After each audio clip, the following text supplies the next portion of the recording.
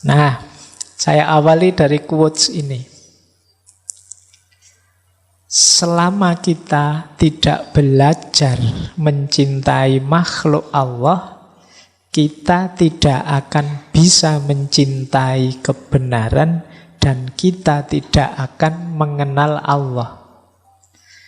Wow, ini kalau mengikuti syair-syairnya Maulana Rumi ini, satu kalimat ini saja itu bisa dijelaskan sampai nanti jam 10.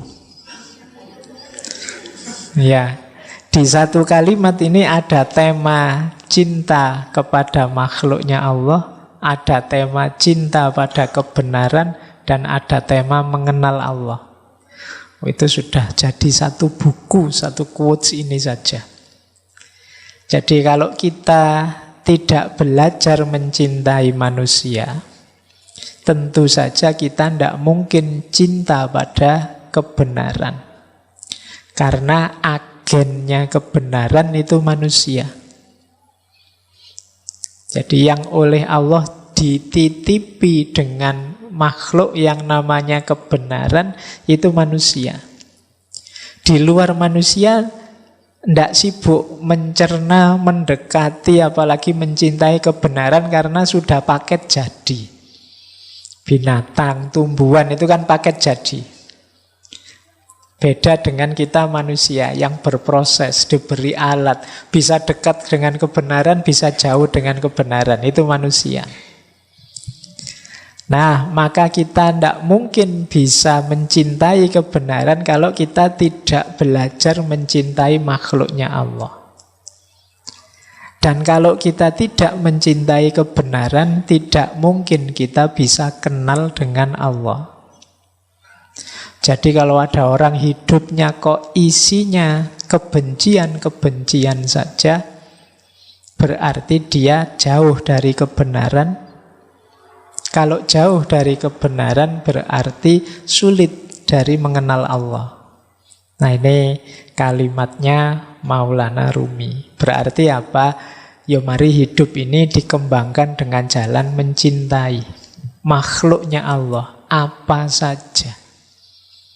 Jangankan yang manusia, yang bukan manusia pun ya hendaknya kita cintai dalam konteks mereka juga makhluknya Allah. Kalau kita kan sering dalam hidup ini kadang-kadang ambisi dan kebencian kita lebih besar daripada cinta kita. Pak, kalau ada kejahatan, kalau ada keburukan, kalau ada apalah kemaksiatan dan lain sebagainya, apa harus kita cintai, Pak? Iya. Tapi yang dicintai bukan kok, Pak, saya cinta kejahatannya. Jadi orang baik, orang buruk kita cintai. Cara kita mengekspresikan cinta tentu saja beda pada orang baik dan pada orang buruk.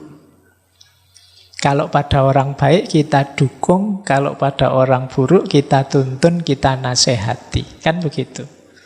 Kita karena peduli pada orang yang kita cintai, kalau dia melakukan keburukan, ya kita dekati, kita nasihati. Jadi dalam hidup ini harusnya tidak ada ruang untuk kebencian. Kalau kita memberi ruang untuk kebencian, kita sebenarnya sedang nabrak kebenaran. Karena betapapun yang terjadi, yang kelihatan, yang ada, itu kan sebenarnya kalau memang benar terjadi berarti ketetapannya Allah. Kalau itu ketetapannya Allah, kita membenci fenomena, kita membenci fakta, kita membenci kenyataan, itu kalau pakai kalimatnya bahasa Indonesia kan berarti sama dengan membenci ketetapannya Allah.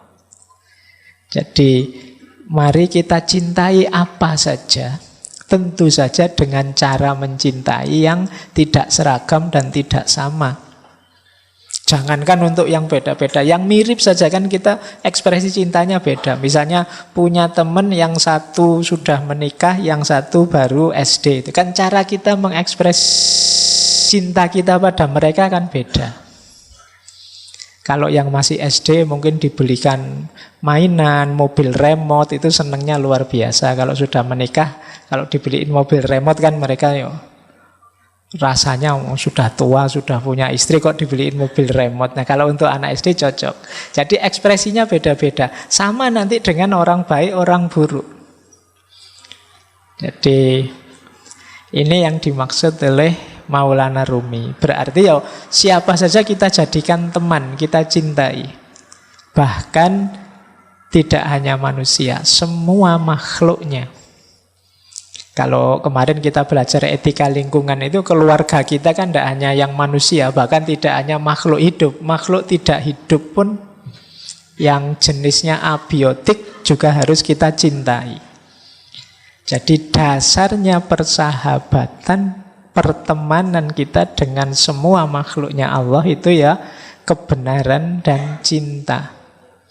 Yang kebenaran dan cinta itu muaranya nanti adalah pengenalan kita pada Allah.